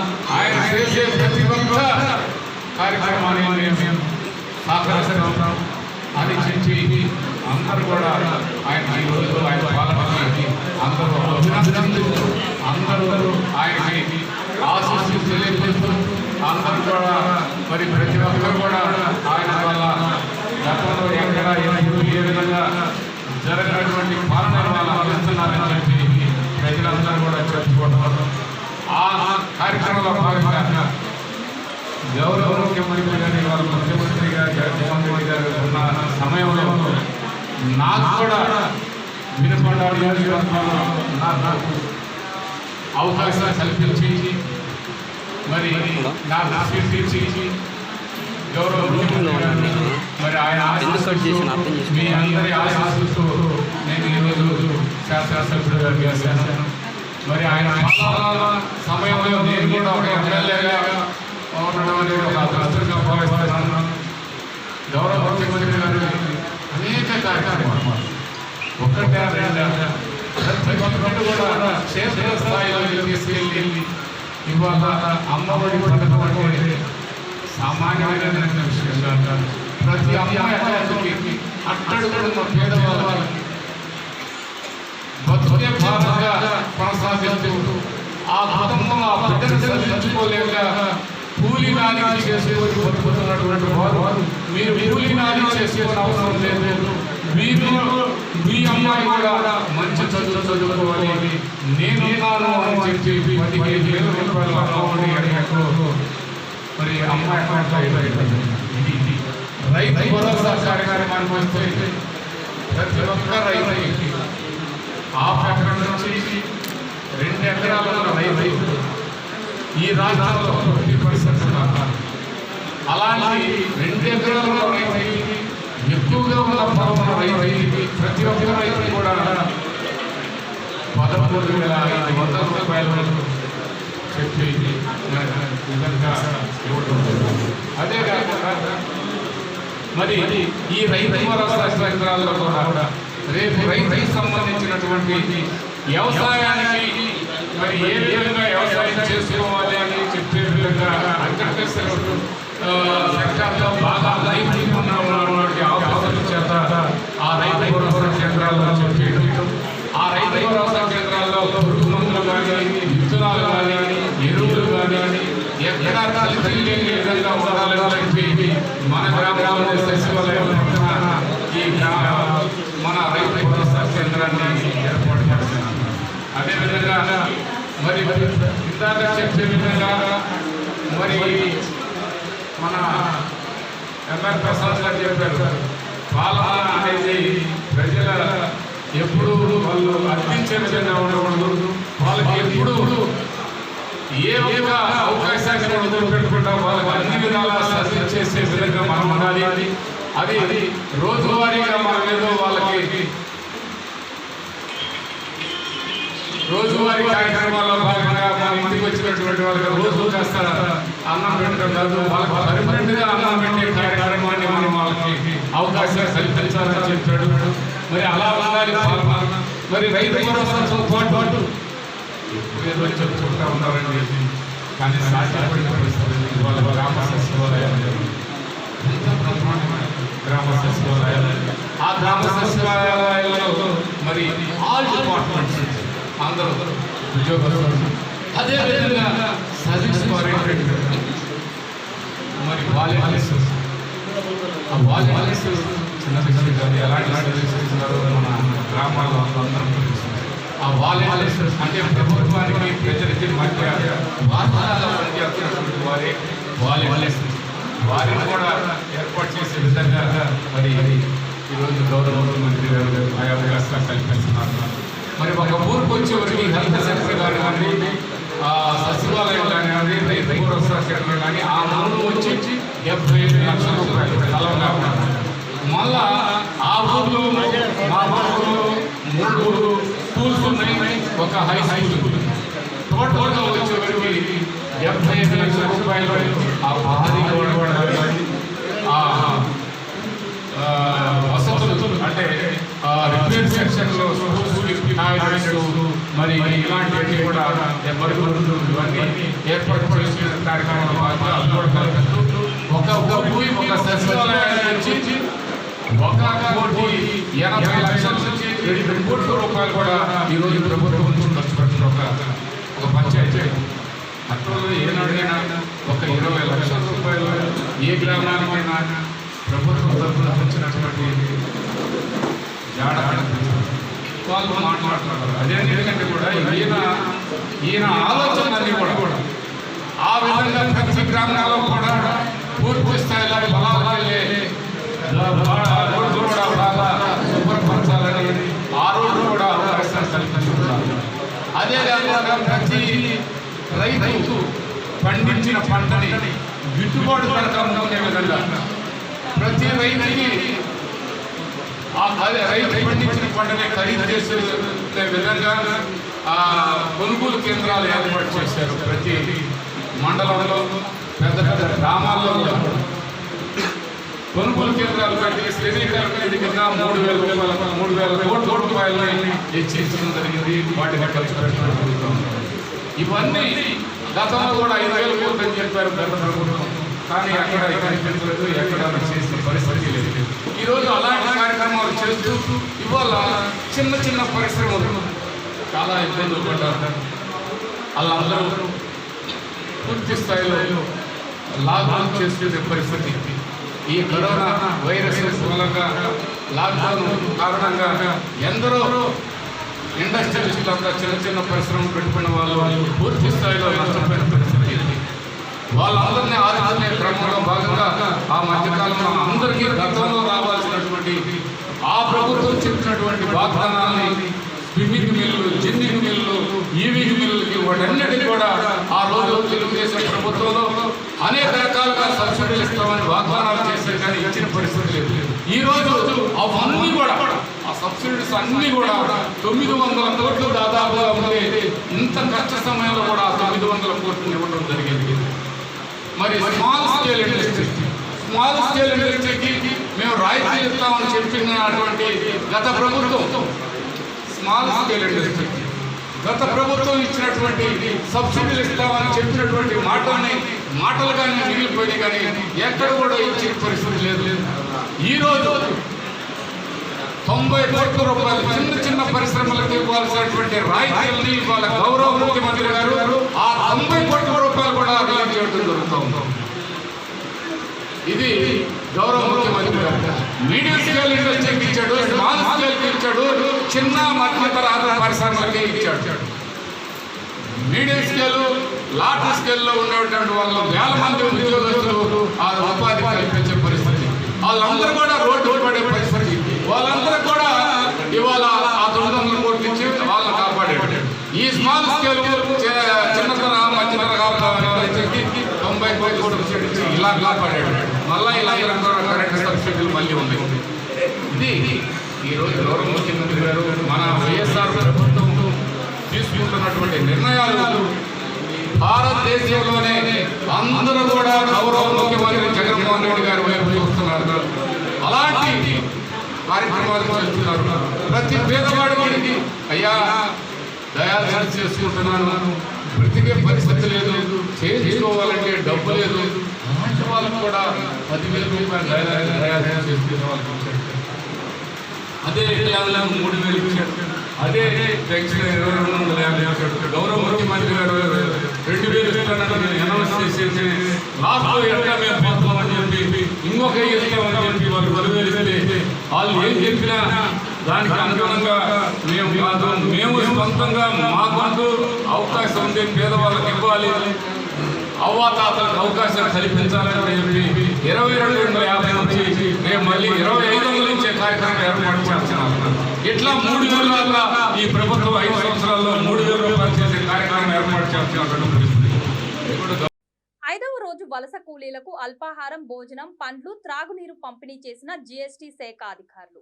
రాష్ట్ర వ్యాప్తంగా 5వ రోజు చిత్తూరు జిల్లా పూతలపట్టు నాయుడుపేట జాతీయ రహదారి రేణిగుంట ఆర్డీఓ చెక్పోస్ట్ కొడలి వద్ద Andhra Pradesh commercial task GST chief commissioner Naresh Penumaka, commissioner Srihari Rao, audit commissioner Manohar, additional commissioner Veerabhadrareddy ఆదేశాల మేరకు Tirupati audit deputy commissioner Ramachandra Rao ఆధ్వర్యంలో ప్రతిరోజు వాహనాల్లో వచ్చే వలస కూలీలకు అల్పాహారం, భోజనం, పండ్లు, బ్రెడ్లు, త్రాగునీరు, సీతా పానీయాలు అందిస్తున్నామని తెలిపారు. ఈ కార్యక్రమంలో assistant commissioner Lakshmipathi, superintendent Shyam Sundar Reddy, Santosh Kumar, Sumanth Kumar, సిబ్బంది యువరాజ్ కుమార్ తదితరులు ఈ పంపిణీ కార్యక్రమంలో పాల్గొన్నారు.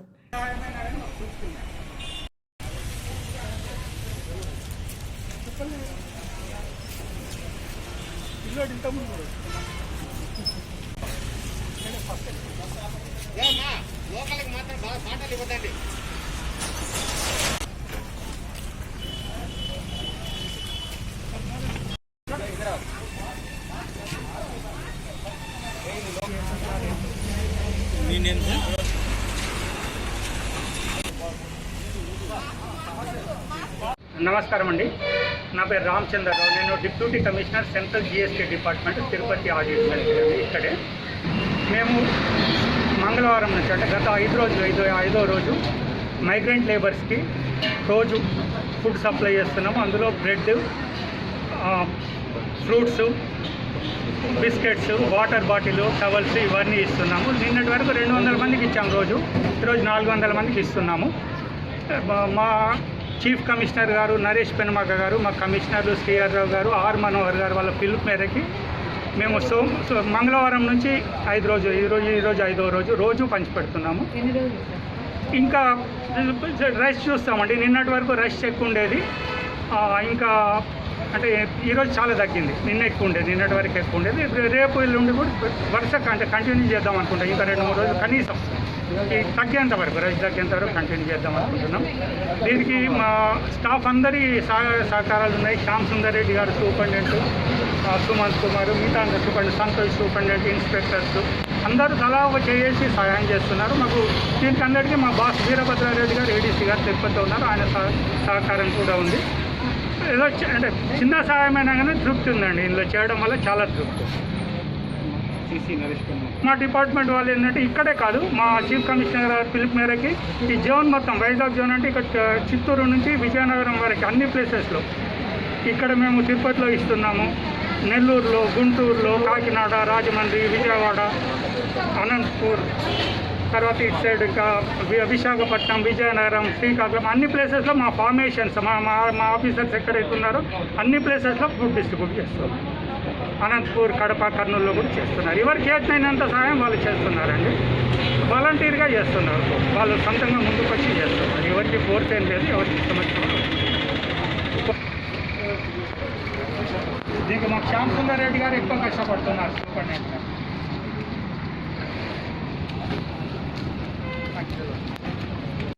గుంటూరు జిల్లా రాజుపాలెం మండలం రెడ్డిగూడెం గ్రామంలో తెలంగాణ రాష్ట్రం నుంచి తీసుకువచ్చి ఆంధ్ర రాష్ట్రంలో అక్రమంగా మద్యం విక్రయిస్తున్నారనే సమాచారం మేరకు మెరుపు దాడులు నిర్వహించారు. ఈ దాడిలో 11 ఫుల్ బాటిల్స్, 30 క్వార్టర్ బాటిల్స్, ఒక ద్విచక్ర వాహనం స్వాధీనం చేసుకుని 3 నిందితులను అరెస్ట్ చేసినట్లు సత్తెనపల్లి ఎక్సైజ్ సిఐ మరయ్య బాబు తెలిపారు.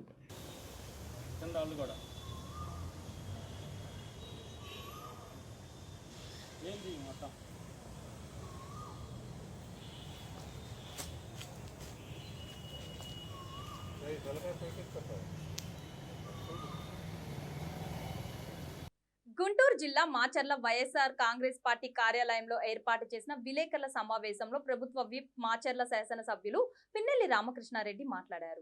ఆంధ్రప్రదేశ్ రాష్ట్ర వైఎస్ఆర్ కాంగ్రెస్ పార్టీ అధికారంలోకి వచ్చి సంవత్సర కాలం పూర్తి చేసుకున్న శుభ సందర్భంగా ముఖ్యమంత్రి వైఎస్ జగన్మోహన్ రెడ్డి ఏడాది పరిపాలనపై రాష్ట్ర సుభిక్షంగా నడిపిస్తూ కుల మత వర్గాలకు అతీతంగా అభివృద్ధి సంక్షేమ పథకాలకు పెద్దపీట వేశారని ముఖ్యమంత్రి వైఎస్ జగన్మోహన్ రెడ్డి చేస్తున్న సేవలను కొనియాడారు. ఈ కార్యక్రమంలో వైఎస్ఆర్ కాంగ్రెస్ పార్టీ రాష్ట్ర యువజన ప్రధాన కార్యదర్శి Pinnelli Venkata Ramireddy, Macherla town youth president Turaka Kishore పాల్గొన్నారు. ఇవన్నీ కూడా పేదల చెంతకు చెందితే ఇవి ముఖ్యమంత్రి గారికి ఎక్కడ మంచి పేరు వస్తుందో అన్న అప్పుతోటి వాళ్ళు ఈరోజు కోర్టుల ద్వారా దొడ్డుదారిన అక్కడ పిటిషన్ రూపంలో కోర్టు ద్వారా అడ్డుకునే కార్యక్రమాన్ని చేస్తూ ఉన్నారు. జగన్మోహన్ రెడ్డి గారు ఎంత ముందుకు పోతా ఉన్నా కూడా ఏదో రకంగా ఆదుకోవాలని ఈరోజు ఒక కుటీల ప్రయత్నం చంద్రబాబు నాయుడు చేస్తూ ఉన్నాడు. ఆయన కానీ ఆయన అనుసరులు కానీ. ఎందుకంటే చంద్రబాబు నాయుడు వ్యవస్థలను మెయింటైన్ చేయటంలో ఆయనకి మించిన వారు లేరనేది జగమెరిగిన సత్యం. ఈరోజు ప్రతి చిన్నవాడికి ప్రతి పేదవాడికి కూడా వాళ్ళకు సంబంధించిన సంక్షేమ కార్యక్రమం అందే విషయంలో ఏదో రకంగా అడ్డుపుల్ల వేయాలని చంద్రబాబు నాయుడు ప్రయత్నం చేస్తూ ఉన్నాడు. నేను చెప్తాను చంద్రబాబు నాయుడికి, ఇప్పటికి నీకు 71 సంవత్సరం వస్తూ ఉంది. దయచేసి ఇక ఈ 4 నెలలు అంటే నీకు 75 సంవత్సరాలు నువ్వు పెద్దవాడి అయిపోయినావు. వయసులో కూడా 75 సంవత్సరాలు అయిపోయింది. ఇంకా నువ్వు తర్వాత చేసే పరిస్థితి లేదు. దయచేసి జగన్మోహన్ రెడ్డి గారు అందించే సంక్షేమ కార్యక్రమాలు దయచేసి అడ్డుకోవద్దని కూడా కోరుతా ఉన్నాను ఏదో రకంగా.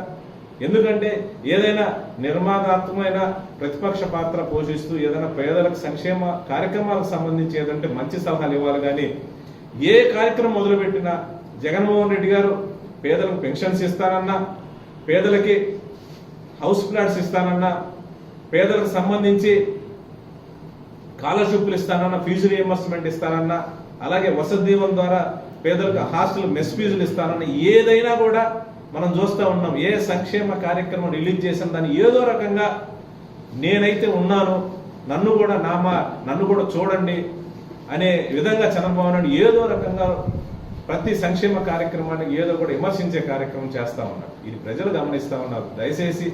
ఎందుకంటే ప్రతి కార్యక్రమం ఎవరో ఒకరు 10 మందిలో ఒక్కళ్ళైనా నా మాట నమ్మకపోతారా?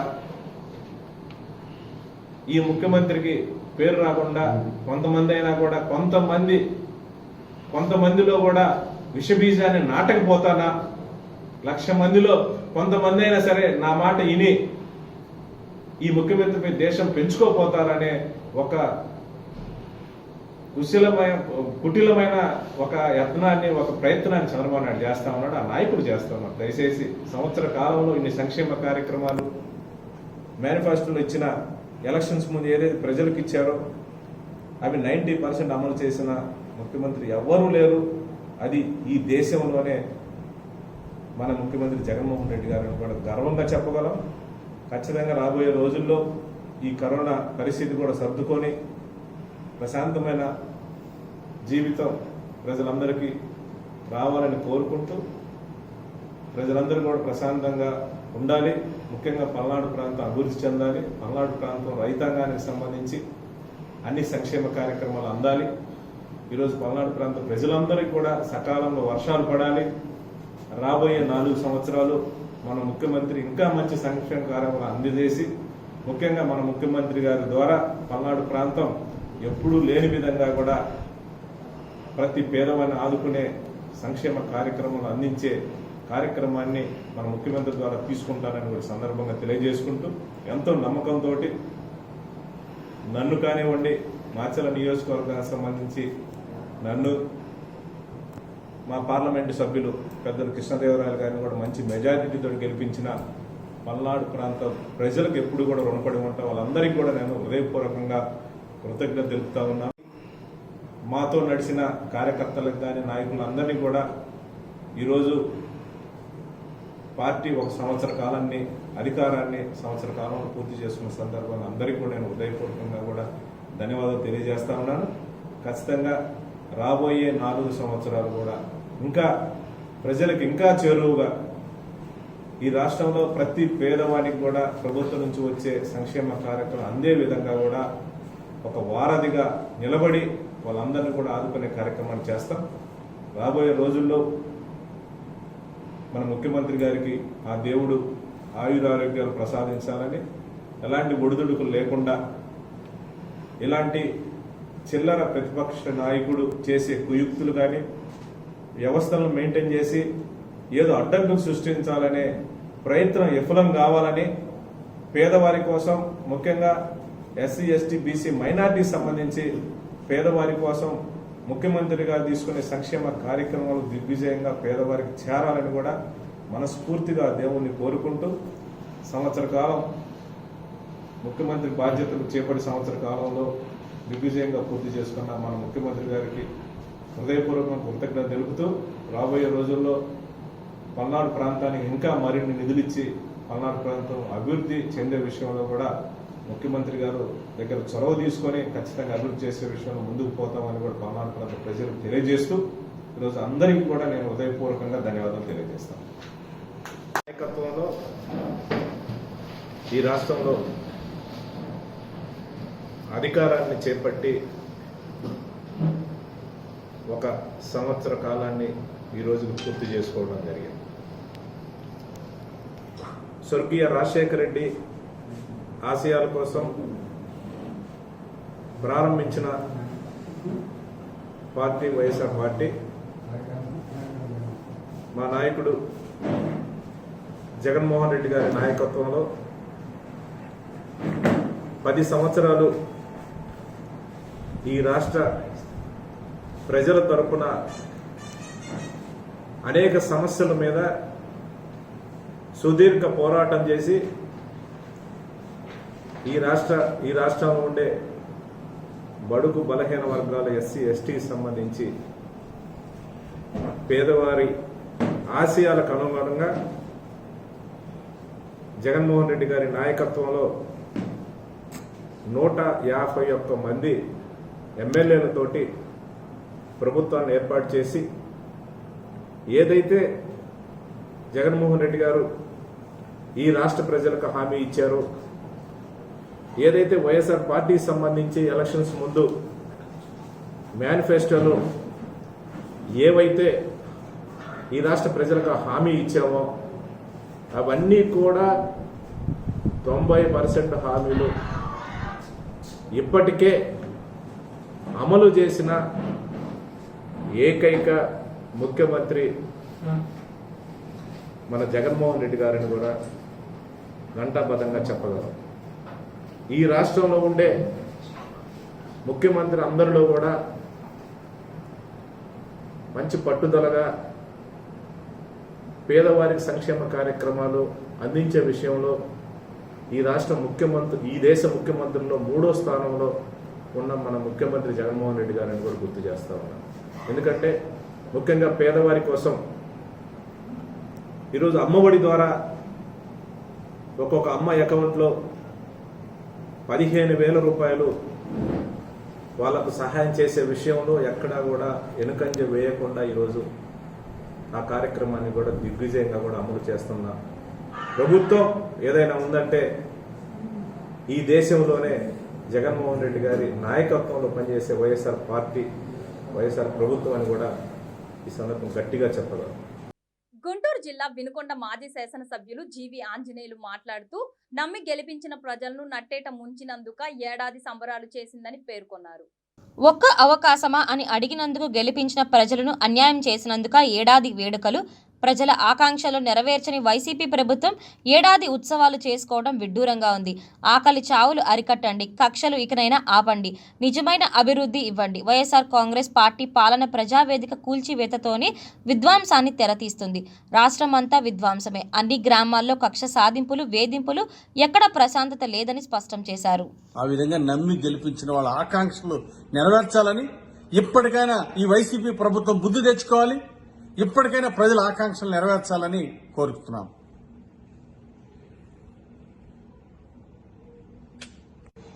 ఈ వైసీపీ పాలన విధ్వంసంతోనే మొదలైంది. ప్రజా వేదికని ధ్వంసం చేస్తూ మొదలైనటువంటి ఈ పాలన రాష్ట్రం అంతా విధ్వంసమే. అన్ని గ్రామాల్లో కక్ష సాధింపులు, వేధింపులు, ఎక్కడ ప్రశాంతత లేదు ఈ రాష్ట్రంలో. అందుకేనా ఈ సంబరాలను అడుగుతా ఉన్నాయి ఈ ప్రభుత్వాన్ని. అలాగే అమరావతి రాజధాని ప్రపంచం గర్వించదగ్గ రాజధానిని అటకెక్కించారు అభివృద్ధిలో. 150 రోజుల నుండి అమరావతి రాజధాని రైతులు దీక్ష చేస్తూ ఉంటే ఈ ప్రభుత్వానికి కనువిప్పు కరగలేదు. అట్లాగే ఈరోజు రాష్ట్రమంతా కరోనా వ్యాప్తి చెందుతూ ఉంది. ఈ విధంగా వేలాది మందికి కరోనా వ్యాధి వచ్చినందుక, ఈ ప్రభుత్వ వైఫల్యం చెందినందుక ఈ సంబరాలు. అట్లాగే ప్రాజెక్టులు, నీటి ప్రాజెక్టులు అటకెక్కించారు. ఒక్క నీటి ప్రాజెక్టు సరిగా ముందుకెళ్ళలేకపోయింది ఈ ప్రభుత్వంలో. అందుకనే ఈ సంబరాలు. కోట్లాది మంది రైతులు ఆకాంక్షల్ని అన్యాయం చేసినటువంటి మీకు ఈ సంబరాలు చేసుకునే హక్కు ఉందా? కరెంటు ఛార్జీలు పెంచి, ఆర్టీసీ ఛార్జీలు పెంచి, మద్యం రేట్లు పెంచి పేదవాడి నడ్డి విరగ్గొట్టినందుక ఈ సంబరాలు? ఈ ప్రభుత్వం సమాధానం చెప్పాలి. కొత్త పరిశ్రమ ఒక్కటి వచ్చిందా ఈ రాష్ట్రానికి? కొత్త పరిశ్రమ రాకపోగా ఉన్న పరిశ్రమలు పక్క రాష్ట్రాలకు వెళ్ళిపోయేందుక ఈ సంబరాలు? ఇవి నాటి వార్తలోని విశేషాలు. తిరిగి మళ్ళీ వార్తలో కలుద్దాం. అంతవరకు సెలవు. నా పేరు సిరి. నమస్కారం.